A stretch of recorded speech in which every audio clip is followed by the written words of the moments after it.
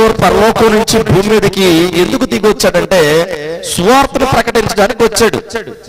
ఈనాడు మనం చూసినప్పుడు డిసెంబరు దాదాపుగా 25కి దగ్గర వారంలో ఉన్నాం మనం, అంతేనా? 25కి ఇక 3 రోజులు ఉన్నటువంటి దినాలలో మనం ఉన్నాం. ఇక రేపటి నుంచి చూస్తే ఎలా ఉంటుందంటే పరిస్థితి భయంకరంగా విపరీతంగా ఉంటుంది పరిస్థితి బయటకు వెళ్తే. కానీ ఈనాడు ఆ విధంగా అంటే యేసుక్రీస్తు వారికి పుట్టినరోజుని క్రిస్మస్ అనే పేరు పెట్టి విపరీతంగా వాళ్ళ ఇష్టానుసారమైనటువంటి జీవితాలు, ఇష్టానుసారమైనటువంటి ప్రవర్తనలో వెళ్తున్నటువంటి వారిని మనం పరిశీలన చేసినప్పుడు ఆయన వచ్చింది నేను సువార్తను ప్రకటించడానికి నేను వచ్చాను, నశించిపోయే ఆత్మలను కాపాడటానికి నేను వచ్చానని ఆయన ప్రకటిస్తూనే మొదలుపెట్టాడు. కానీ నాడు సమాజానికి ఏం కాలేదు, ఆయన వచ్చినటువంటి సందర్భం అర్థం కాల. ఆయన వచ్చినటువంటి సందర్భం ఏమైనా ఒకవేళ వాళ్ళకి అర్థమై ఉంటే ఒకవేళ ఈ విధంగా అల్లర్లు చేయరేమో, ఇలాంటి పనులు చేయరేమో. మనం పోయిన వారం కూడా చూస్తాం, చిన్న బిడ్డలను తీసుకెళ్ళి చేస్తున్నారు, స్టేజీల దగ్గర తీసుకెళ్లి డాన్స్లు వేపిస్తున్నారు, నాటకాలు వేస్తున్నారు, పెద్దవాళ్ళు కూడా నాటకాలు వేస్తున్నారు. కానీ ఇవన్నీ కూడా సంతోషమా దేవునికి? ఇవన్నీ కూడా ఇష్టమా? ఇవన్నీ కూడా కోరుకుంటున్నాడా దేవుడు అంటే? కోరుకోవడం లేదు. ఆయన వచ్చింది ఎందుకు వచ్చాడంటే నశించే దానిని వెదకి రక్షించుటకు మనుష్య కుమారుడు వచ్చను. ఇప్పుడు ఈ నశించే వారికి రక్షణలోకి తీసుకురావాలంటే ఏం అవసరం ఉంది? ఇప్పుడు సువార్త. ఈ సువార్త కూడా మనం చూసినప్పుడు ప్రకటించబడుతుంది కానివ్వండి, సువార్తకు లోబడే వాళ్ళు ఎంతమంది ఉన్నారంటే చాలా తక్కువ. ఇప్పుడు విశాల మార్గం అనేది ఒకటి ఉంది, ఇరుకైనటువంటి మార్గం ఒకటి ఉంది. ఇప్పుడు ఇరుకైనటువంటి మార్గంలోకి రావాలంటే చాలా బాధ ఉంటుంది. చాలా మంది చూడండి, క్రిస్మస్ మీరు చేయరా అంటే అసలు బైబిల్లో లేదండి, మేము చేయమంటే ఏమంటారు? మీరు క్రైస్తవులండి, మీరు క్రైస్తవులేనా అంటారు. అవునా అనరా? మిమ్మల్ని ఎవరు అనలేదు ఆ విధంగా? క్రిస్మస్ లేదు బైబిల్లో, అసలు చేయమని లేదు అంటే ఏమంటారు? మీరు క్రైస్తవులేనా అసలు అంటారు. నిన్న కూడా ఒక అతను అడిగి క్రిస్మస్ చాలా జోరా అన్నాడు. ఏం క్రిస్మస్ అన్నాడు. ఇదే పండుగ వస్తుంది కదా 25 అన్నారు. అంటే నేను చెప్పాను బైబిల్లో లేదుగా అన్నాను. అది ఆయన ఇస్లాం సోదరుడు అడిగాను. కానీ బైబిల్లో లేదంటే బైబిల్లో లేదా? మరి వీళ్ళంతా ఏంటంటే వీళ్ళంతా చేసేదేంటి అంటున్నారు. అంటే నాడు సమాజానికి మీరు చూసినప్పుడు ప్రారంభం నుంచి కూడా అసలు క్రిస్మస్ ఎక్కడి నుంచి ప్రారంభమైంది, దాని యొక్క మూలం ఏంటి, అది ఎక్కడి నుంచి వచ్చింది, అది ఎవరు దాన్ని ప్రవేశపెట్టారు, దాని యొక్క ఉద్దేశం ఏంటి, మీరు బాగా పరిశీలన చేసినప్పుడు అందులో ఉన్నటువంటి క్రిస్మస్ తాత కావచ్చు, క్రిస్మస్ చెట్టు కావచ్చు, అక్కడ చేసే అల్లర్లు కావచ్చు, డాన్సులు కావచ్చు, ఇంకా మనం చూసినప్పుడు స్టార్స్ కావచ్చు, అవన్నీ కూడా ఎక్కడ కనపడవు మనకి. మొదటి శతాబ్దంలో కానివ్వండి, యేసుక్రీస్తు వారు జీవించినటువంటి దినాలలో కానివ్వండి, చేసినట్టు మనకి ఎక్కడ కూడా కనపడవు. కానీ ఆయన వచ్చిన ఉద్దేశం ఒక్కటే, ఏంటంటే నశించే దానిని రక్షించడానికి, నశించిపోతున్నటువంటి ఆత్మను రక్షించడానికి వచ్చాడు. అందులో ముఖ్యంగా ఏంటంటే సువార్తను ప్రకటించడానికి వచ్చాడు. ఒక వాక్య భాగాన్ని చూస్తే మనం ముందుకు వెళ్ళిపోదాం. మార్కు సువార్త 1వ అధ్యాయం 15వ వచనాన్ని మనము మార్కు సువార్త 1వ అధ్యాయం 15వ వచనాన్ని మనం చూస్తున్నప్పుడు దేవుని వాక్యము ఈ రీతిగా మనకు తెలియపరుస్తూ ఉంటుంది. కాలము పరిపూర్ణమై ఉన్నది, దేవుని రాజ్యము సమీపమై ఉన్నది, మారు మనసు పొంది సువార్త నమ్ముడని చెప్పుచు దేవుని సువార్త ప్రకటించుచు గలిలయకు వచ్చెను. బాగా గమనించాలి ఇక్కడ. ఇప్పుడు బాప్తిస్మిచ్చి యోహాను యేసుక్రీస్తు వారి కన్నా కూడా 6 నెలలు ముందు వచ్చారు, పుట్టాడు. ఈ 6 నెలల తర్వాత ఎవరు పుట్టారు? యేసుక్రీస్తు వారు పుట్టారు. ఈ యేసుక్రీస్తు వారు పుట్టి ఆయన ఏమంటున్నాడంటే కాలము ఏమైపోయింది కదా, కాలము పరిపూర్ణమై ఉన్నది, దేవుని రాజ్యము సమీపమై ఉన్నది, మారు మనసు పొంది ఏం చేయాలట? మారు మనసు పొంది సువార్త నమ్ముడని చెప్పుచు దేవుని సువార్త ప్రకటించుచు ఎక్కడికి వచ్చాడు? గలిలయ ప్రాంతానికి వచ్చాడు. ఇప్పుడు గలిలయ ప్రాంతానికి వచ్చినప్పుడు ఆ గలిలీలో ఉన్నటువంటి వాళ్ళందరూ కూడా ఆ ప్రాంతంలో ఉన్నటువంటి వారు యేసుక్రీస్తు వారికి పండగ చేశారండి. ఆయన చూసి డాన్సులు వేసారా? లేకుంటే ఆయన పుట్టాడు అని చెప్పేసి ఇక చాలా చాలా ఉంటాయి కదా కుటుంబం. ఇంట్లో ఒక క్రిస్మస్ ట్రీ పెట్టడం కానివ్వండి, అందులో దాని చుట్టూరు తిరగడం కానివ్వండి, దాని లైట్ వేసినప్పుడు ఇలా ముద్దు పెట్టుకోవడం కానివ్వండి, ఇలాంటివి చేశారా? కానీ ఆ గలిలయ ప్రాంతానికి ఎందుకు వచ్చాడు యేసుక్రీస్తు వారు అంటే, సువార్తను నమ్మండి. ఏంటి? సువార్తనే నమ్మండి. ఈ సువార్త అనేది ఏమై ఉన్నదంటే ఆజ్ఞ రిక్వెస్ట్ అంటే మీరు సువార్తని చెప్తే చెప్పండి, లేకుంటే లేదని చెప్పలా. మరేం చేశాడు శిష్యులకి? మరేం చేశారండి? ఆజ్ఞ ఇచ్చాడు. ఇది ఆజ్ఞ రిక్వెస్ట్ అంటే ఆజ్ఞ. ఇప్పుడు ఆజ్ఞ అంటే పాటించాలా లేదా? ఇప్పుడు ఆదాము కూడా అక్కడ ఏదైనా తోటలో పండు పెట్టినప్పుడు మీరు తింటే తినండి, మీ ఇష్టం అని చెప్పాల. ఏం చెప్పాడు దేవుడు? వద్దు అని చెప్పాడు. వద్దు అంటే అర్థం ఏంటి? ఆయనకి ఇష్టం లేదనే. ఇప్పుడు ఇక్కడ మనం చూసినటువంటి సందర్భాన్ని మనం పరిశీలన చేసినప్పుడు ఏమన్నాడంటే, దేవుని రాజ్యము ఏమై ఉన్నదట? సమీపమై ఉన్నది. మారు మనస్సు పొంది ఏం చేయండి? సువార్తను నమ్మండి అని గలిలీలో ఉన్నటువంటి వారికి, గలిలీలకి యేసుక్రీస్తు వారు బోధిస్తూ ఉన్నాడు. కానీ ఈ సువార్తని యేసుక్రీస్తు వారు ఏ విధంగా ఇచ్చాడంటే, ఇదే మార్కు సువార్తలో మనం చూసినప్పుడు ఆజ్ఞగా ఇచ్చాడు. 12 మంది శిష్యులు ఉన్నారు కదా, ఈ 12 మంది శిష్యుల్ని ఎన్నుకున్న తర్వాత వాళ్ళకి యేసుక్రీస్తు వారు చనిపోయాడు. ఈ 12 మంది ఏం చేశారు? యేసుక్రీస్తు వారిని నమ్ముకొని వెంబడిస్తూ ఉన్నారు.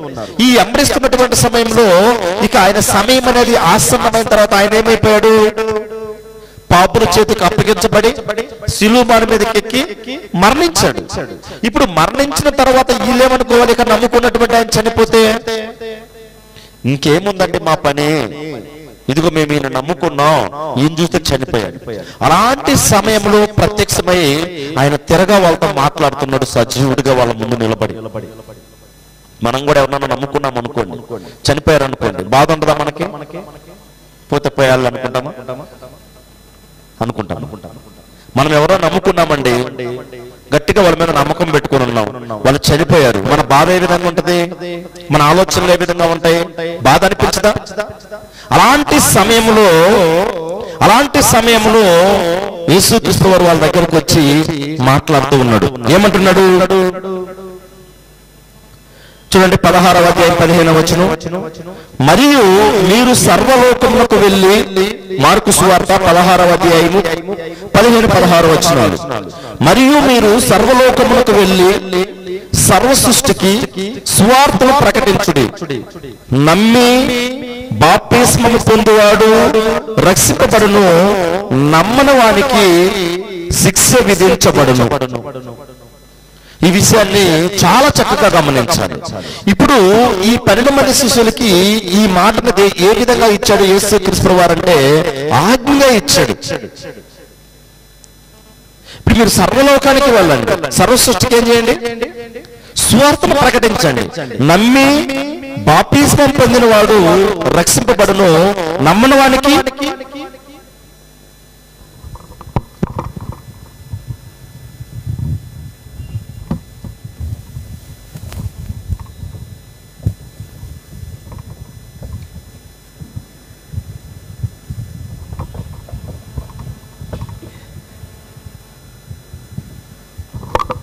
నమ్మని వానికి ఏమవుతుంది?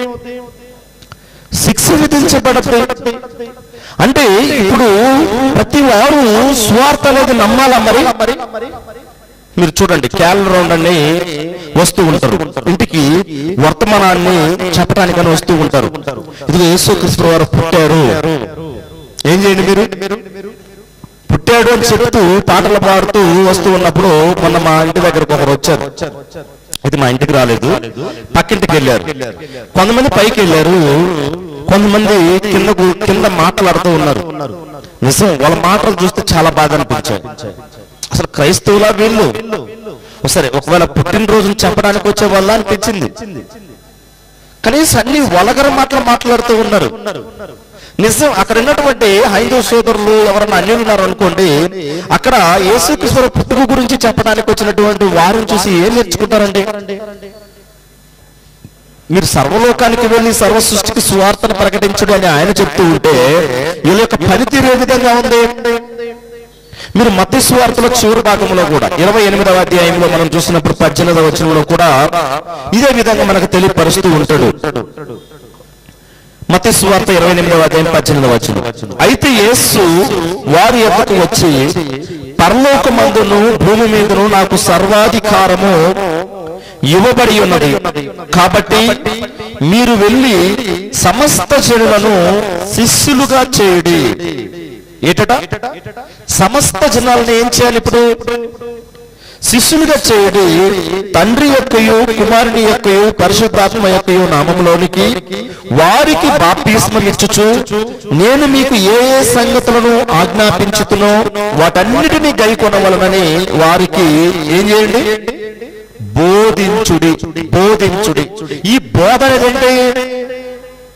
బోధనది ఏంటంటే సువార్త.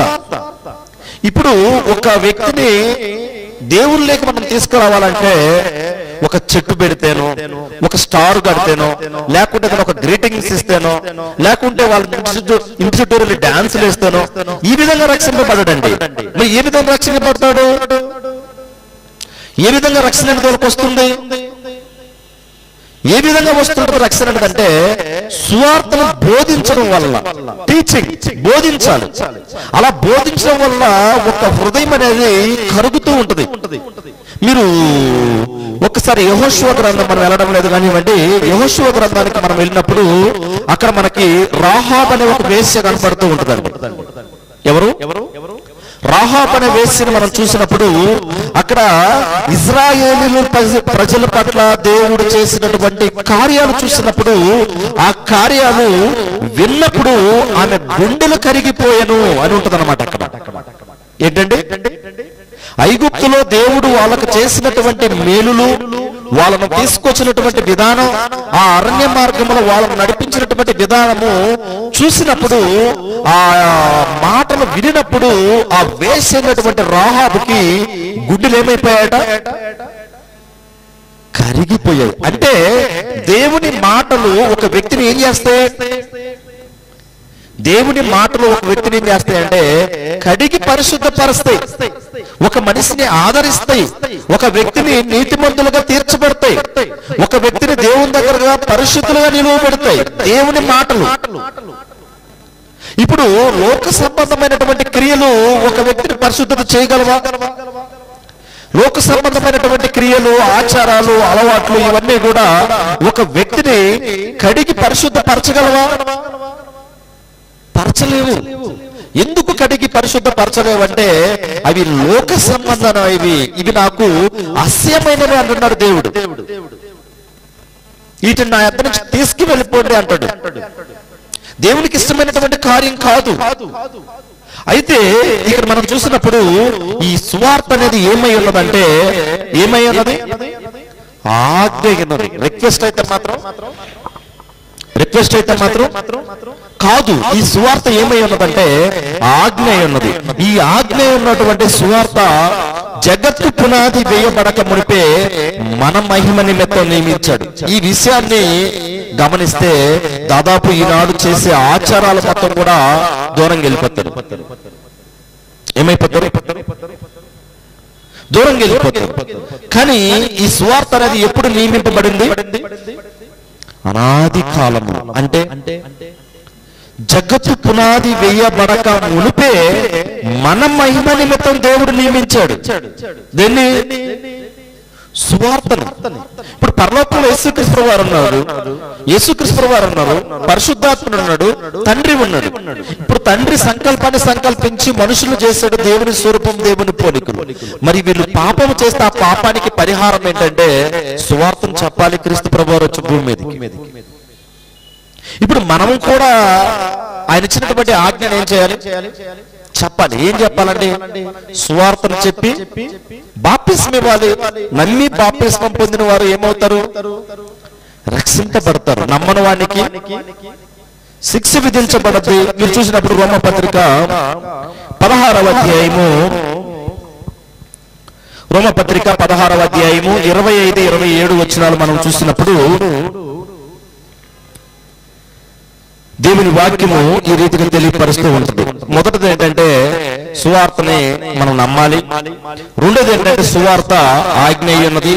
మూడోది ఏంటంటే ఈ సువార్త అనేది జగత్తు పునాది వేయబడక మునిపే మన మహిమ నిమిత్తమే చేశాడు, నియమించి పెట్టాడు. చూడండి రోమపత్రిక 16వ అధ్యాయం 25-27 వచనాలు కంబైన్డ్ గా ఉంటాయి.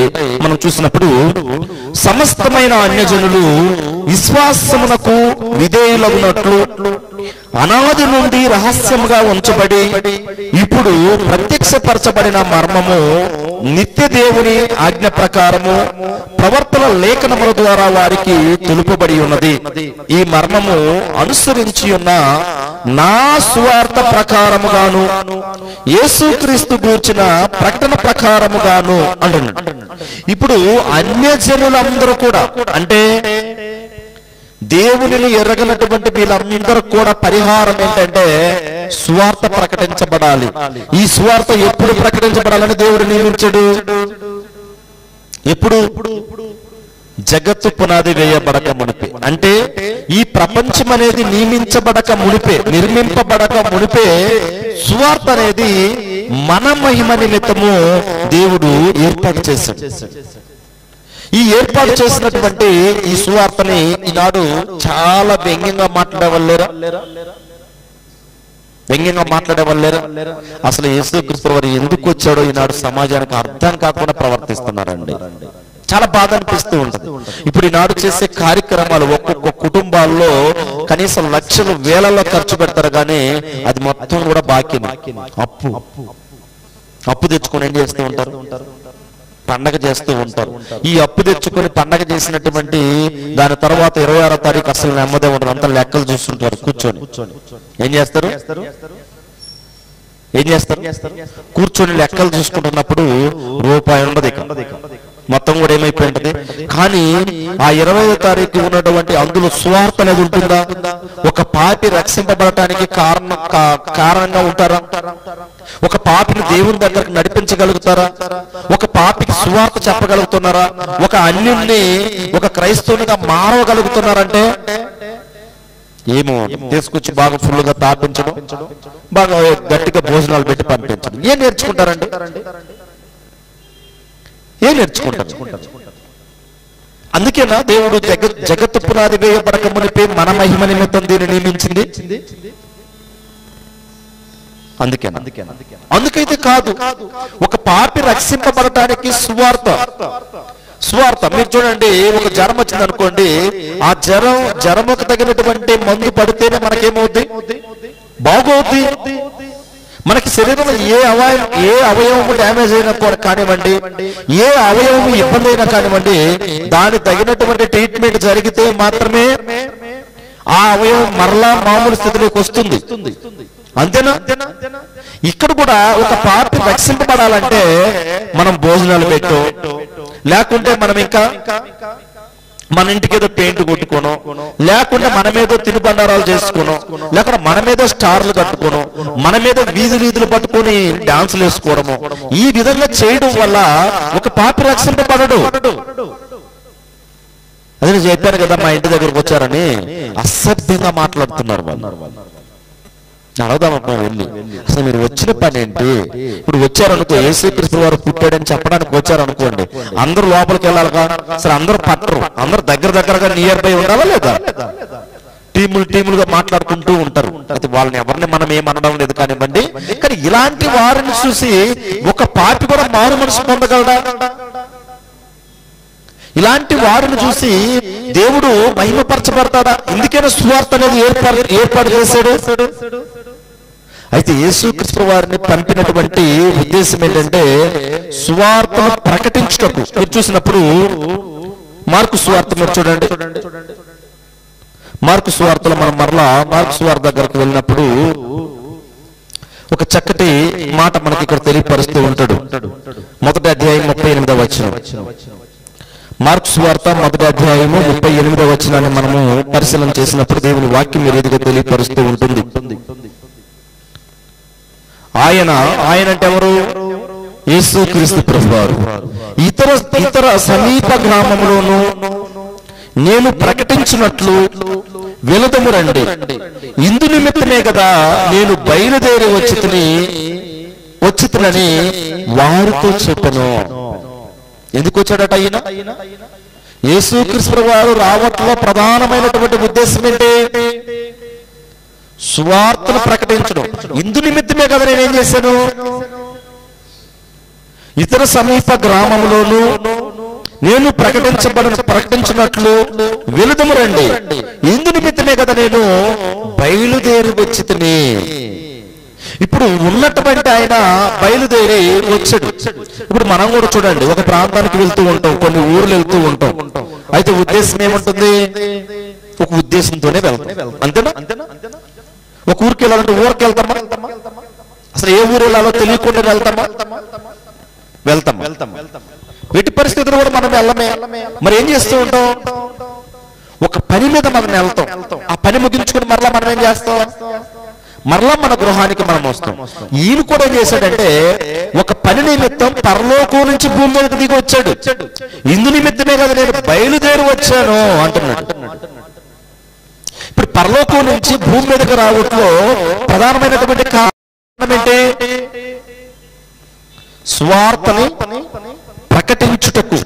అయితే ఈ సువార్తను ప్రకటించుటకు ఈయన బయలుదేరి రాకముందే భక్తుడైనటువంటి యెషయా గారి ద్వారాగా చాలా అద్భుతమైనటువంటి విషయాలు మనకు తెలియపరుస్తూ ఉన్నాడు. ఒకసారి మనం చూద్దాం. 61వ అధ్యాయము యెషయా గ్రంథం. భక్తుడైనటువంటి యెషయా గారు చాలా చక్కగా రాస్తూ ఉన్నాడు. ఈయన శరీర సంబంధమైనటువంటి పుట్టుక జరగక ముందే ఈయన గురించి పరిశుద్ధాత్మ ప్రేరణతో రాయిస్తూ ఉన్నారు. ఏమని రాయిస్తున్నారు మనం చూడండి. యెషయా గ్రంథం 61వ అధ్యాయము.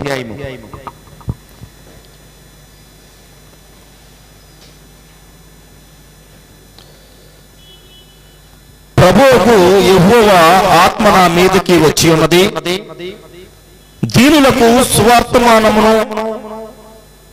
సువర్తమానము ప్రకటించుటకు యెహోవా నన్ను అభిషేకించును, నలిగిన హృదయము గల వారిని దృఢపరచుటకును. బాగా గమనించాలి.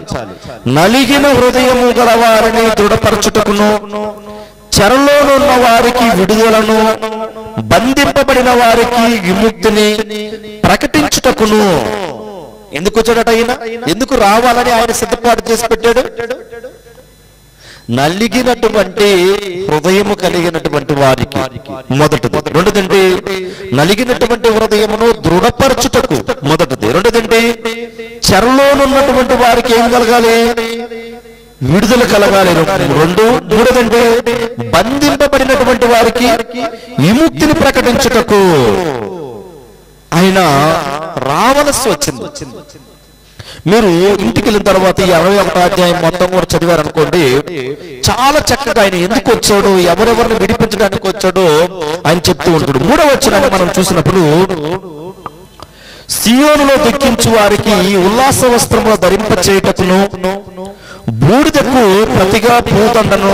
బూడిదని తెలుసా మీకు? బూడిద దేనికి గుర్తుగా ఉంది? బూడిద శ్రమకు గుర్తుగా ఉంది. ఏంటి? ఈ శ్రమలలో ఉన్నటువంటి వారిని ఏం చేస్తాడు ఆయన? విడిపించాలి.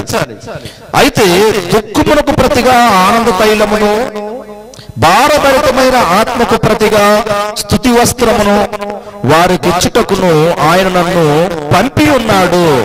యెహోవా తన్ను మహిమపరచుకున్నట్లు నీతి అను మస్తకి వృక్షములన్నీ, యెహోవా నాటిన చెట్లన్నీ వాటికి పేరు పెట్టబడును. అయితే ఇక్కడ మనం చూసినప్పుడు 4వ వచనం సీలైన మనం చూసినప్పుడు, పాడైన పట్టణములను నూతనముగా స్థాపించుటకును. ఏటట? పాడైనటువంటి పట్టణములను నూతనముగా స్థాపించడానికి ఆయన వచ్చాడు. ఇప్పుడు యేసుక్రీస్తు వారు ఎందుకు వచ్చాడు అనేది చాలా స్పష్టంగా మనకేమవుతుందండి. ఇక్కడ చాలా స్పష్టంగా మనకు తెలియపరుస్తూ ఉంది. అందుకే 55వ అధ్యాయం యెషయా గ్రంథంలో ఆయన పిలుస్తూ ఉన్నాడు. 55వ అధ్యాయం ఐజాయా చాప్టర్ 55లో చూసినప్పుడు ఇక్కడ ఆయన పిలుస్తూ ఉన్నాడు. ఎలాంటి వారిని?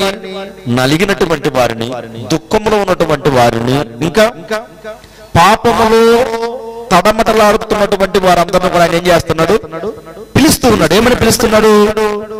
55వ అధ్యాయము యెషయా గ్రంథంలో, దప్పిక కొని వారులారా నీళ్ళ యొద్దకు రండి, రూకలు లేని వారులారా మీరు వచ్చుకొని భోజనము చేయుడి. రండి, రూకలు లేకపోయినను ఏమీ ఇయ్యకునే ద్రాక్షరసమును పాలను కొనిడి. ఇప్పుడు దప్పిక ఎవరికైతే ఉందో ఎక్కడికి రావాలి? క్రీస్తు ప్రభు వారి దగ్గరకు రావాలి. ఈ ఆత్మ సంబంధమైనటువంటి దప్పిక గురించి ఇక్కడ చెప్తున్నాడు. ఏ దప్పిక గురించి చెప్తున్నాడు? ఆత్మ సంబంధం. బాహ్య సంబంధంగా మనకు దాహమైందండి. ఇప్పుడు యేసురాజు గారికి దాహమైంది. ఏం చేశారు? ఒక బాటిల్ తీసుకెళ్లారు, తెప్పించుకున్నాడు, పిల్లవాడు చేత తాగారు. ఇది బాహ్య సంబంధమైనటువంటి దప్పిక. మరి ఇప్పుడు ఆత్మ సంబంధమైనటువంటి దప్పిక, ఈ ఆత్మ సంబంధమైనటువంటి దప్పికని తీర్చేది ఏంటంటే సువార్త. ఈ సువార్త ఒక మనిషిని ఏం చేస్తూ ఉందంటే కడిగి పరిశుద్ధపరుస్తుంది. నలిగినటువంటి వారిని ఏం చేస్తుంది? కాపాడుతుంది. చెరలో ఉన్నటువంటి వారిని విడిపిస్తుంది. నెమ్మది లేనటువంటి వారికి నెమ్మదిస్తుంది. కానీ నాడు అలాంటి స్థితిలో చూస్తున్నారా? అలాంటి స్థితిలో సువార్తను చూస్తున్నారా? అందుకే ఇక్కడ చెప్తున్నాడు 6వ వచనంలో, యెషయా గ్రంథం 55వ అధ్యాయం 6వ వచనం, యెహోవా మీకు దొరుకు కాలమందు ఆయనను వెతుకుడి, ఆయన సమీపములో ఉండగా ఆయనను వేడుకొనుడి. ఏమంటున్నాడు? మీకు సమీపంగా ఉన్నప్పుడే ఏం చేయండి? సమీపంగా ఉన్నప్పుడే ఆయన దొరికేటప్పుడే ఆయన దగ్గరకు వెళ్ళండి. మీరు బుద్ధి కలిగినటువంటి కన్యకులు, బుద్ధి లేనటువంటి కన్యకులు మనం చూడగలం. బుద్ధి కలిగినటువంటి కన్యకులు 5 మంది, బుద్ధి లేనటువంటి వారు 5 మంది. ఈ 10 మంది కూడా మనం చూసినప్పుడు ఇక ఈ బుద్ధి కలిగినటువంటి వారు ఏం చేస్తారు? సిద్ధపాటు కలిగి సిద్ధంలో నూనె పెట్టుకుని సిద్ధంగా ఉన్నారు వెళ్ళిపోవటానికి, ప్రభు వస్తే కొనిపోవటానికి. మరి బుద్ధి లేనటువంటి వారు ఏం చేశారు? హ్యాపీగా నిద్రపోతూ ఉన్నారు. అందరు చెప్పారు, అయ్యా పెళ్లి కుమారుడు వచ్చాడంటే అప్పుడు డ్యూటీలు తీసుకుని వాళ్ళ దగ్గరికి వెళ్తున్నారు. ఏమని? అయ్యా కొంచెం నూనెంటే ఇవ్వండి అంటే ఏమన్నారు వాళ్ళు? మీకు ఇస్తే మాకు చాలదు. అందుకే ఈనాడు చాలా మందికి యేసుక్రీస్తు వారి యొక్క విలువ తెలియకనే వాళ్ళ ఇష్ట ప్రకారం వాళ్ళు ప్రవర్తిస్తున్నారని చెప్పొచ్చు. అంతేనా? నాడు చూడండి, ఆదివారం అనే ఆరాధన అనేది కూడా చాలా మందికి ఏం లేదు. ఏముంది? మేము మరలా చేసుకుంటాం, లేకుంటే ఏముంది, మరలా ఏమవుద్ది, చేయకుంటే ఏమవుద్ది, చచ్చిపోతారా అనేవాళ్ళు కూడా చాలా మంది ఉన్నారు. ఈరోజు ఆరాధన చేయము, చనిపోతారా? ఆత్మీయంగా చనిపోతారు. ఆత్మీయంగా సంఘముతో కూడుకున్నప్పుడు చనిపోతారనే విషయం తెలియనట్టుంది. అందుకని అంటున్నాడు, ఏమంటున్నాడు? దప్పిక కొన వారులారా నీళ్ళ యొద్దకు రండి. ఇప్పుడు వచ్చాడు అనుకోండి యేసుక్రీస్తు వారు, బై ఛాన్స్ ఇప్పుడే వచ్చాడు అనుకోండి, ఈ పనులు చేసుకుంటూ వాళ్ళ ఇష్ట ప్రకారంగా వాళ్ళు వెళ్ళిపోయినటువంటి పరిస్థితి ఏంటంటే హ్యాపీగా తీసుకెళ్తాడా? చెప్తాడా? నేను ఒక ఆమె చెప్తూ ఉంది, ఏమంటుందంటే చచ్చిపోదాం అనుకుంటున్నాను కానీ చస్తే అక్కడ నెమ్మదిని చెప్పారు వీళ్ళు అంటుంది మమ్మల్ని చూపించి. ఏంటట? ఇక్కడ చాలా ఇబ్బందిగా ఉంది, తొందరగా ఉంది, చచ్చిపోదాం అనుకుంటున్నాను నేను, చచ్చిన ఆయన రానిడు అంటే అక్కడికి వెళ్తే అంటుంది. ఏంటట? చనిపోతే ఆయన రానిడంట అక్కడికి. ఆ విషయం అర్థమైందా? మరి ఆ విషయం అర్థమైనప్పుడు చాలా జాగ్రత్తగా ఉండొచ్చుగా. అంతేనా? ఈనాడు చూడండి, హ్యాపీగా వాళ్ళ పనులు వాళ్ళు హ్యాపీగా చేసుకుని హ్యాపీగా ఉంటూ వెళ్ళిపోతూ ఉంటున్నారు. ఇప్పుడు జగత్తు పునాది వేయబడక మునిపే నియమింపబడినటువంటి సువార్తకు విలువ ఉందండి. విలువ తెలుస్తుందా? తెలియడం లేదని చెప్పొచ్చు. అయితే ఇక్కడ మనం చూసినప్పుడు అందుకే ఆయన ఏం చేస్తున్నాడంటే పిలుస్తూ ఉన్నాడు. ఏమని పిలుస్తున్నాడు? దప్పిక కొని వారులారా ఎక్కడికి రండి? నీళ్ళ యొద్దకు రండి. ఈ ఆత్మ సంబంధమైనటువంటి దాహం గురించి ఇక్కడ మాట్లాడుతున్నాడు పిల్లడు. అందుకే 8వ వచనం మనం చూసినప్పుడు 55వ అధ్యాయం 8వ వచనం, నా తలంపులు మీ తలంపులు వంటివి కావు. మనము చాలా ఆయన్ని ఎక్కువగా చూపిద్దాం, ఆయన ఎక్కువగా మహిమపరచుదాం, ఆయన ఎక్కువగా ఏం చేద్దాం, ఘనపార్థమని ఈ లోక సంబంధమైనటువంటి ఆచారంలో పడిపోతుంది నాడు చాలా మంది క్రైస్తవులు. ఎక్కువగా ఏం చేస్తుంది, లోక సంబంధంగా ఆయన ఘనపడతామంటే ఆయన ఏమంటున్నాడంటే, నా తలంపులు మీ తలంపులు వంటివి కావు, మీ త్రోవలు నా త్రోవలు వంటివి కావు, ఇదే యెహోవా వాక్కు. 9వ వచనం, ఆకాశములు భూమికి పైన ఎంత ఎత్తుగా ఉన్నదో మీ మార్గముల కంటే నా మార్గములు, మీ తలంపుల కంటే నా తలంపులు అంత ఎత్తుగా ఉన్నవి అంటున్నాడు. ఇప్పుడు దేవుడు మన ఆలోచనలు ఎలా ఉంటాయి? మన ఆలోచనలు ఈ భూ సంబంధమైనటువంటి ఆలోచనలు, ఈ భూమి మీద మనం ఏ ఆలోచన చేసి దేవుణ్ణి మెప్పుపడతాం, ఏదో శాబ్దం అనేది ప్రయాసపడుతూ ఉంటాం. కానీ బాగా గమనించండి, కానీ దేవునికంటూ మన పట్ల ఒక ఆలోచన ఉంటుంది. ఉంటదా?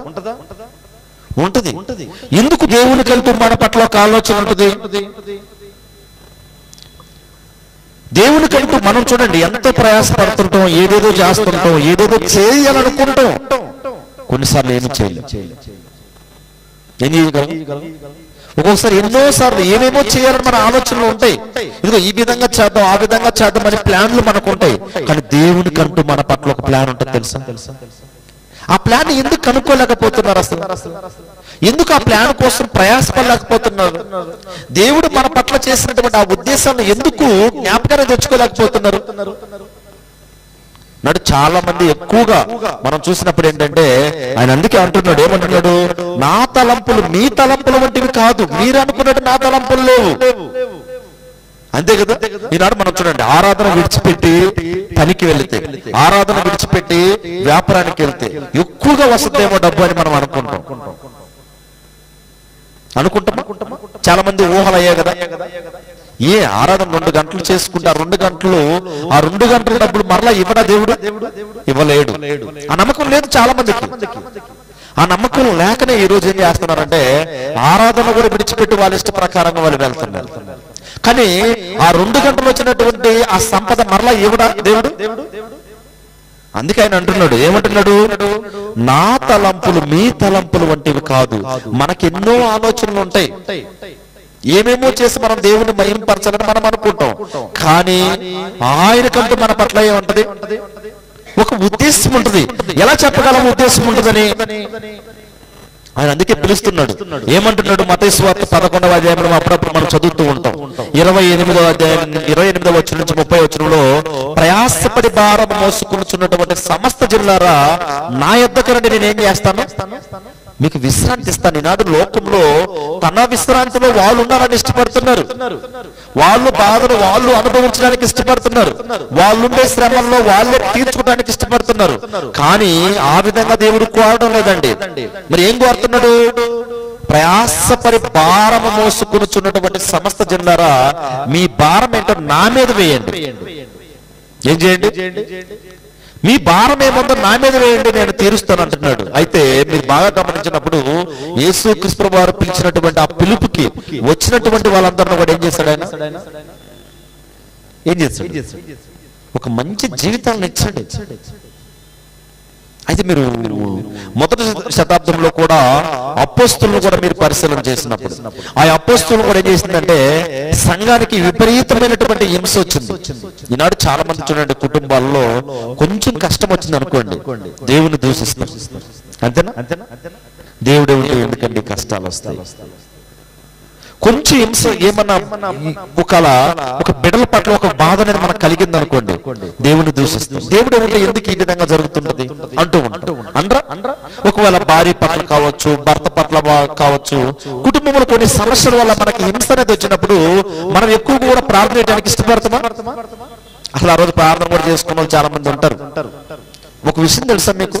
ఎక్కువగా మనము కష్టంలో ఉన్నప్పుడు, ఎప్పుడైతే మనం గొడవలలో ఉంటామో, ఎప్పుడైతే మనము సమస్యలలో పడి ఉంటామో, అప్పుడే మనం దేవునికి నమ్మకంగా గట్టిగా ఉండాలి. దేవునికి అప్పుడే మనం గట్టిగా ప్రార్థన చేయాలి.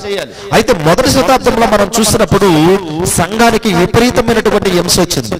ఆ హింస వచ్చినటువంటి వాళ్ళందరూ కూడా సువార్త చేయకుండా మానుకున్నారా?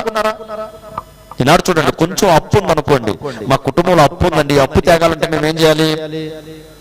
ఖచ్చితంగా ఆరాధన కూడా మానేసి పనికి వెళ్ళాలి. అప్పుడు ఏమవుద్ది? తెగుద్దా అప్పు? ఆ విధంగా తెస్తారా దేవుడు? తెగుద్దా? మీరు బాగా గమనించండి, ఈ మొదటి శతాబ్దంలో ఉన్నటువంటి క్రైస్తవులు, అంటే అపోస్తుల కార్యగ్రంథం ప్రారంభించబడిన తర్వాత వారు కూడా చేశారు. ఏం చేశారంటే సంఘానికి విపరీతమైనటువంటి హింస వచ్చింది. మీరు చూసినప్పుడు అపోస్తుల కార్యగ్రంథం 8వ అధ్యాయం 4వ వచనం మనం చూసినప్పుడు, అపోస్తుల కార్యగ్రంథం 4వ అధ్యాయము, క్షమించండి 8వ అధ్యాయము 4వ వచనాన్ని మనం చూసినప్పుడు దేవుని వాక్యం ఈ రీతిగా తెలియజేస్తూ ఉంటుంది. 8వ అధ్యాయం 4వ వచనం, కాబట్టి చెదరిపోయిన వారు సువార్త వాక్యమును ప్రకటించుచు సంచారము చేసిరి. ఎలా చెదిరిపోయారంటే వీళ్ళు చెదిరిపోయినటువంటి ఉద్దేశం ఏంటో చూడండి. 1వ వచనంలో చెప్పాడు, 8వ అధ్యాయం 1వ వచనం, ఆ కాలమందు యెరూషలేములోని సంఘమునకు గొప్ప హింస కలిగినందున అపోస్తులు తప్ప అందరూ యూదయ సమరయ దేశముల యందు చెదిరిపోయేది. యూదయ, గలిలయ అనే పదాన్ని మనం ఎక్కడ చూసాం? మార్కు సువార్తలో చూసాం. గలిలయ ప్రాంతంలోకి ఏం చేశాడు యేసుక్రీస్తు వెళ్ళి? సువార్త ప్రకటించాడు. అయితే అప్పుడు యెరూషలేములో ఉన్నటువంటి స్థానిక సంఘం ఉంది, మనలాగా స్థానిక సంఘం ఉంది. ఈ స్థానిక సంఘానికి ఏమైందట? గొప్ప హింస. హింసలో గొప్ప హింస. ఈ గొప్ప హింస కలిగినందున అపోస్తులు తప్ప అందరూ అపోస్తులు మాత్రం ఎక్కడున్నారు? ఎంత గొప్ప హింస వచ్చినా కూడా అక్కడే ఉన్నారు, యెరూషలేములోనే ఉన్నారు. ఈ కొదమోళ్ళు ఉన్నారు కదా, ఈ కొదమోళ్ళు ఏం చేశారంటే మిగతా తక్కినటువంటి వాళ్ళందరూ కూడా యూదయ సమరయ దేశముల యందు చెదిరిపోయి ఏం చేశారంట? యూదయ సమరయ ప్రాంతాలకు చెదిరిపోయి 4వ వచనం ఏమంటున్నాడంటే, కాబట్టి చెదిరిపోయిన వారు సువార్త వాక్యమును ప్రకటించుచు సంచారము చేసిరి. ఈనాడు కూడా కుటుంబంలో చిన్న హింస వచ్చింది అనుకోండి, ఏం చేస్తాం? శుభ్రంగా కూర్చుంటాం, ఏడుస్తూ కూర్చుంటాం, అంతేనా? ప్రార్థన కూడా మర్చిపోతారు, నిజం. కానీ వీళ్ళు చెదిరిపోయినటువంటి వారు చూడండి. ఈనాడు కూడా చాలా మందికి అర్థం కానటువంటి విషయం మరొకసారి ఏంటంటే, మన కుటుంబాల్లో సమస్యలు, కుటుంబాల్లో అప్పులు, అనారోగ్యాలు ఇవి వచ్చినప్పుడు దేవుని ఎక్కువగా విడిచిపెట్టేదానికి ప్రయత్నం చేస్తారు. కానీ ఇక్కడ కూడా హింస ఎక్కువగా వచ్చింది. ఎలాంటి హింస అంటే వీళ్ళకి వచ్చినటువంటి హింస, ఈ అపోస్తులకు వచ్చినటువంటి హింస లాంటిది, అక్కడ ఉన్నటువంటి స్థానిక సంఘానికి వచ్చినటువంటి హింస లాంటిది, దేవుని నమ్ముకున్నందుకు వచ్చినటువంటి హింస. మేబీ మనకు కూడా కుటుంబాలలో ఒకవేళ దేవుణ్ణి మనం ఎక్కువగా నమ్మకంగా ఉన్నప్పుడు మనకు కూడా హింసలు వస్తాయి. మనం ఏం చేస్తాం? హింసలు వచ్చినప్పుడు అది ఏదో ఒక విధంగా వస్తాయి. ఖచ్చితంగా మనము ఆరాధన విడిచిపెట్టి చక్కగా ఏం చేస్తాం? హ్యాపీగా పని చేసుకుంటాం, లేకుంటే వ్యాపారం చేస్తూ ఉంటాం. చేస్తే హింస తగ్గుద్దా? అసలు అక్కడ పనో లేకుంటే వ్యాపారమో ఏదో ఒక దానికి మనం ఆరాధన విడిచిపెట్టి వెళ్ళిపోయినప్పుడు నిజమైనటువంటి దీవెనలు ఇస్తాడు దేవుడు. ఆ దీవెన ఉంటుందా అసలు? మీరు బాగా గమనించండి, దేవుణ్ణి ఆరాధించవలసినటువంటి సమయంలో జగత్తు పునాది వేయబడక మునిపే మన మహిమ నిమిత్తం నియమించినటువంటి సువార్తను మనం త్రోసివేసి మనం హ్యాపీగా పనికి వెళ్ళిపోతే ఆ పనిలో దీవిస్తాడు దేవుడు. దీవిస్తాడు, ఖచ్చితంగా దీవించండి. ఎందుకు దీవించండి అంటే, ప్రారంభంలో కూడా మీరు చూడండి, హింస వచ్చింది యెరూషలేము ప్రాంతంలో. ఆ హింస వచ్చినటువంటి అక్కడ ఉన్నటువంటి అపోస్తులు తప్ప మిగతా ఉన్నటువంటి స్థానిక సంఘం మొత్తం కూడా ఏమైపోయిందంటే చెదిరి ఊర్లు వెళ్ళిపోయారు. గలిలయ సమరయ ప్రాంతాలకి, యూదయ ప్రాంతాలకు వెళ్ళిపోయి వాళ్ళు ఏం చేశారంటే, మాకేదో హింస వచ్చిందిలే, మేమేదో చక్కగా మా పని మేము చేసుకుని తిని ఏదో వ్యాపారమో, అక్కడ వ్యాపార కేంద్రం కదా యెరూషలేము ప్రాంతం అంటే ఏంటి? వ్యాపార కేంద్రం. చక్కగా ఇదంతా కూడా వదిలేసుకుని వ్యాపారం అది ఇది చేసుకుని వ్యాపారంగా తిని సంతోషంగా మేము ఉందామని వాళ్ళు అనుకోలే. మరి అక్కడికి వెళ్ళి ఏం చేశారు? వాళ్ళు అనేకమైనటువంటి ప్రాంతాలకు వెళ్ళి సువార్తను ప్రకటించారు. ఏం చేశారు? సువార్తను ప్రకటించారు. సోమశేఖర్ అసిస్టెంట్ ఫోన్ చేసింది.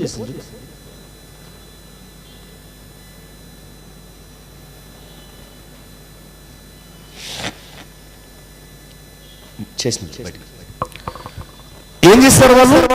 హింస వచ్చినటువంటి వాళ్ళందరూ కూడా సువార్తను ప్రకటించారు. అయితే మనం చూసినప్పుడు ఈ సువార్త ఏమై ఉన్నది? ఎందుకు వాళ్ళు సువార్త ప్రకటించగలిగారు? ఒకసారి మీరు చూడండి. 1 కొరింథీయులకు రాసిన పత్రిక 1వ అధ్యాయము 18వ వచనం. 1 Corinthians chapter 1:18 లో మనం చూసినప్పుడు దేవుని వాక్యం ఈ విధంగా తెలియపరుస్తుంది. సిలువను గూర్చిన సువార్త నశించుచున్న వారికి వెరితనము గాని రక్షింపబడుచున్న మనకు దేవుని శక్తి. ఎందుకు వాళ్ళు చెదిరిపోయినటువంటి వాళ్ళందరూ కూడా సువార్తను ప్రకటించారంటే ఏమైంది కదా? సువార్త ఏమై ఉన్నది? దేవుని శక్తి. దేవుని శక్తి ఉన్నది సువార్త అనేది వాళ్ళు ఏం చేశారంటే గమనించబట్టే వాళ్ళు ఏం చేశారంటే సువార్తని అంత కష్టంలో చెదిరిపోయి వెళ్ళిపోయినా గానీ వాళ్ళు సువార్తను ప్రకటించారు. ఏదో మనలాగా మనకున్నటువంటి శ్రమలు వచ్చినప్పుడు, లేకుంటే కుటుంబంలో కొంచెం ఈ ఇబ్బందిగా బాకీలు ఉన్నప్పుడు, అనారోగ్యంగా ఉన్నప్పుడు చక్కగా పనికి వెళ్ళిపోవాలి, చక్కగా వ్యాపారాలు చేసుకుని ఉన్న వాళ్ళు మరి ఏం చేస్తారు? ఆ శ్రమలలో కూడా వాళ్ళకి ఏం అర్థమైందంటే సువార్త అనేది దేవుని శక్తి. ఈ సువార్త జగత్తు పునాది వేయబడక మునిపే మన మహిమ నిమిత్తం నియమించడనేది వాళ్ళు గమనించారు. అది ఈనాడు మనం కూడా ఏం చేయాలి? చక్కగా వ్యాపారానికి వెళ్ళిపోవాలా? చక్కగా లేకుండా పనికి వెళ్ళిపోవాలా? చక్కగా పనికి వెళ్ళిపోతే సరిపోద్దా? ఖచ్చితంగా కుదరదు. ఎందుకు కుదరదంటే సువార్త అనేది దేవుని శక్తి ఉన్నది. అయితే మీరు కొంచెం ముందుకెళ్ళి మన సహోదరులు చదివినటువంటి వాక్య భాగాన్ని మనం చూసినప్పుడు గలతీయులకు రాసిన పత్రిక, గలతీయులకు రాసినటువంటి పత్రిక 1వ అధ్యాయము 6వ వచనం నుంచి మన సహోదరులు చదివినటువంటి వాక్య భాగాన్ని మనం చూసినప్పుడు క్రీస్తు కృపను బట్టి 6వ వచనం, గలతియన్స్ చాప్టర్ 1:6 లో మనం చూసినప్పుడు క్రీస్తు కృపను బట్టి మిమ్మల్ని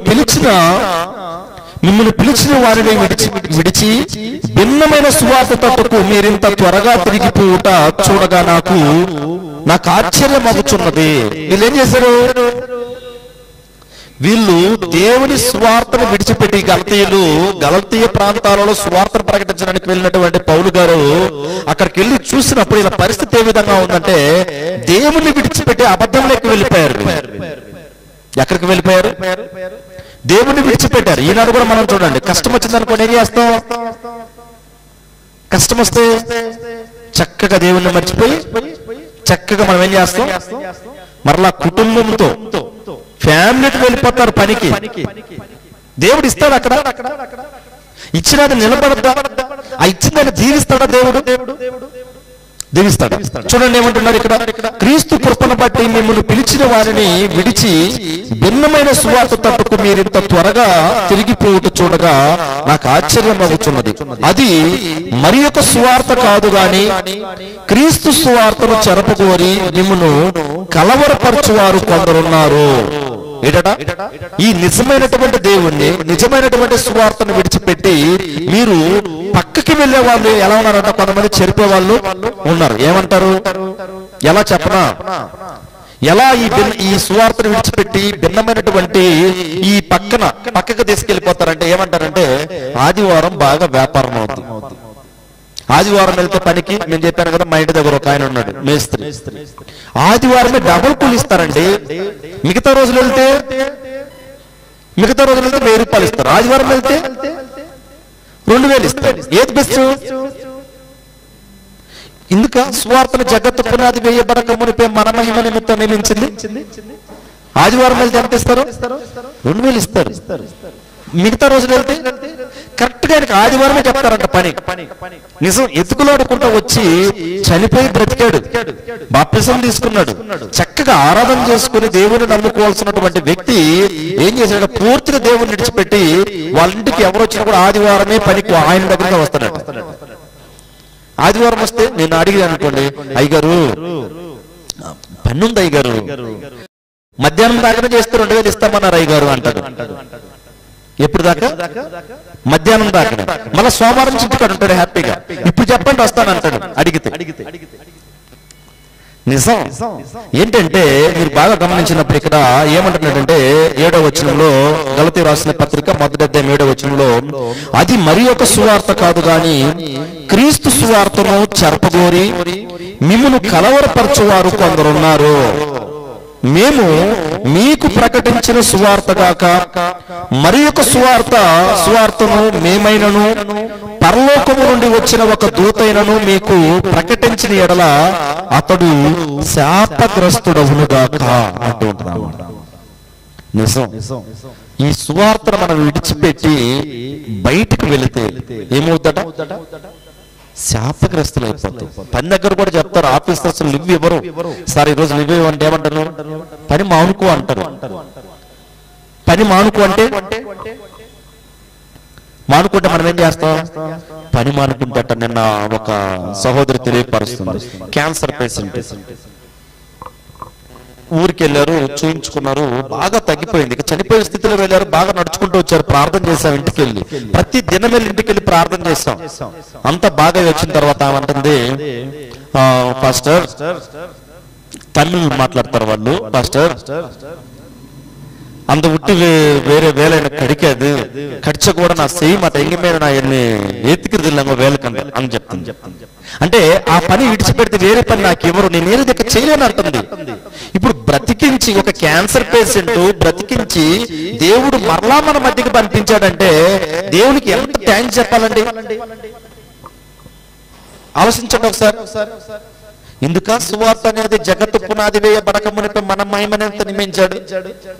ఎందుక కాదే. బాగా గమనించినప్పుడు ఈ సువార్త అనేది ఏంటంటే జగత్తు పునాది వేయబడక మునిపే మన మహిమ నిమిత్తం నియమించాడు. నిజానికి హ్యాపీగా పనికిపోతుంది. నైట్ ఏమో ఉంటే పెట్టండి వస్తామంటుంది. ఇప్పుడు ఏం చేయాలి మనం? మరి ఆమె కోసం నైట్ ఆరాధన పెట్టాలి. ఇప్పుడు మన ఇష్టమా ఆరాధన పెట్టుకునేది? మన ఇష్టమా దేవుణ్ణి నియమించేదా? ఈనాడు అదే అయిపోయింది. ఎవరిష్ట ప్రకారం వాళ్ళు చేసుకుంటారు. ఇప్పుడు ఎక్కడైనా పని ఉందనుకోండి, వెళ్ళిపోయారు అనుకోండి, మరి మధ్యాహ్నం చేసుకుంటాంలే, ఇదిగో మొన్న ఒకరు ఫోన్ చేశారు, ఇదిగో ఫోన్ చేసి రొట్టె ద్రాక్షరసం ఇస్తావా అంటున్నాడు. నిజం. కనీసం మనం బాప్టిసం తీసుకునేటప్పుడు దేవునితో మనం ఎలాంటి ఒప్పందం కలిగి ఉన్నామండి? బాప్టిసం తీసుకున్నప్పుడు ఏమంటాం? మరణం వరకు నమ్మకంగా ఉంటామని మనం ఏం చేసాం? సంఘం ఎదుటను, సమాజం ఎదుటను, దేవుని ఎదుటను మనం ఏం చేసాం? ప్రమాణం చేసాం.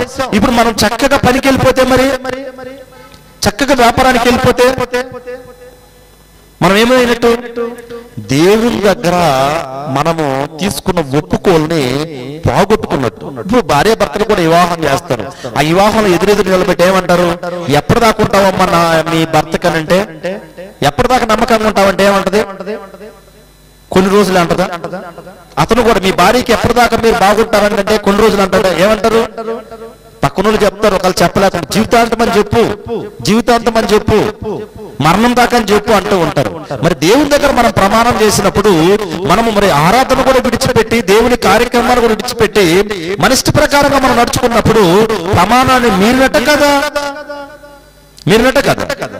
100% మనం మీరినట్టు. నిజం. మనకున్న దాంట్లో మనం నమ్మకంగా ఉంటే దాంట్లో మనం దేవుడు దీవిస్తాడు. దీవించడా?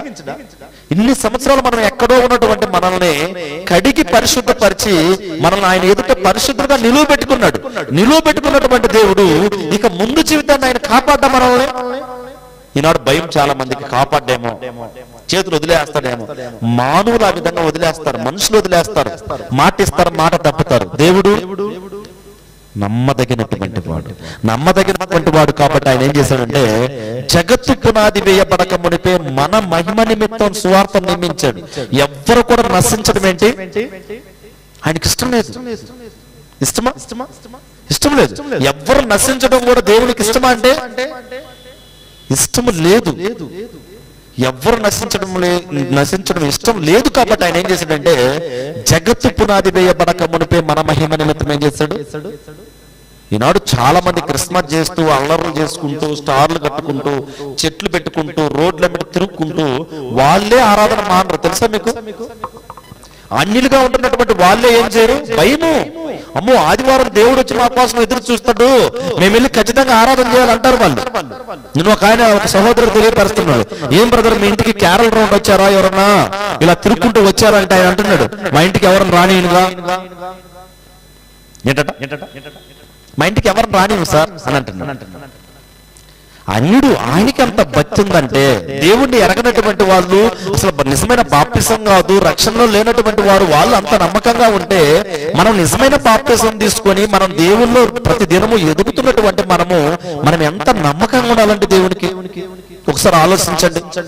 అందుకే దేవుడు ఏం చేశాడంటే, జగత్తు పునాది వేయబడక మునిపే మనం అందరం కూడా రక్షింపబడాలని ఈ యొక్క సువార్తను నియమించి పెట్టాడు. అయితే యేసుక్రీస్తు వారు ఎందుకు వచ్చారు ఈ లోకానికంటే సువార్తను ప్రకటించడానికి. ఒకసారి మనం చూసి ముద్ర చేసుకుందాం. సువార్తను ఏం చేయమన్నాడంటే ఆయన నమ్మండి అని చెప్పాడు. ఈ సువార్త ఏమై ఉన్నది? రెండోది ఆజ్ఞేయ ఉన్నది. రిక్వెస్ట్ కాదు, మీరు వింటే వినండి, చేస్తే చేయండి కాదు, ఆజ్ఞేయ ఉన్నది. ఈ ఆజ్ఞైనటువంటి సువార్త జగత్తు పునాది వేయబడక మునిపే మన మహిమ నిమిత్తం ఏం చేశాడు? నియమించి పెట్టాడు. ఆ నియమించి పెట్టాడు కాబట్టి ఆయన ఏం చేశాడు? సువార్తను ప్రకటించుటకు. మార్కు సువార్తలో మనం చూసాం, మొదటి అధ్యాయంలో 38వ వచనం. సువార్తను ప్రకటించుటకు నేనేం చేశాను? బయలుదేరి వచ్చి తిని ఇతర సమీప గ్రామంలో ఏం చేశాను? నేను సువార్తను ప్రకటించుటకు నేను బయలుదేరి వచ్చాను. ఈ బయలుదేరి వచ్చినటువంటి ఈ సువార్తను మనం చూసినప్పుడు యెషయా గ్రంథంలో అనేక మంది అన్యజనులు అక్కడ ఎక్కడ వస్తారు? ప్రవాహం వలె సంఘంలో ప్రవేశిస్తారని చెప్పారు. ఈ ప్రవాహం ఇచ్చినటువంటి ఈ సంఘంలో మనం చూసినప్పుడు అదే సంఘానికి యెరూషలేములో ఏమొచ్చింది? హింస వచ్చింది. 8వ అధ్యాయం నుంచి మీరు చదివినప్పుడు విపరీతమైనటువంటి హింస. మీరు ఇంటికి వెళ్ళినాక 8వ అధ్యాయం నుంచి అపోస్తుల కార్యగ్రంథం చదవండి. విపరీతమైనటువంటి హింసలు వచ్చే సంఘానికి ఎక్కడ కూడా వాళ్ళ భక్తి జీవితాలు ఏం చేయలేదు, విడిచిపెట్టల. కారణం ఏంటంటే, మేము ఎప్పుడు కూడా భిన్నమైనటువంటి సువార్త తట్టుకు మేము తిరగకూడదని గలతీలో మరలా చెప్పాడు. మీరు అబద్ధాన్ని నమ్మద్దు, నన్ను నమ్మండి అని చెప్పేసి దేవుడు ప్రారంభం నుంచి కూడా ఆయనే నమ్మాలని ఆయన కోరుకుంటూ ఉన్నాడు.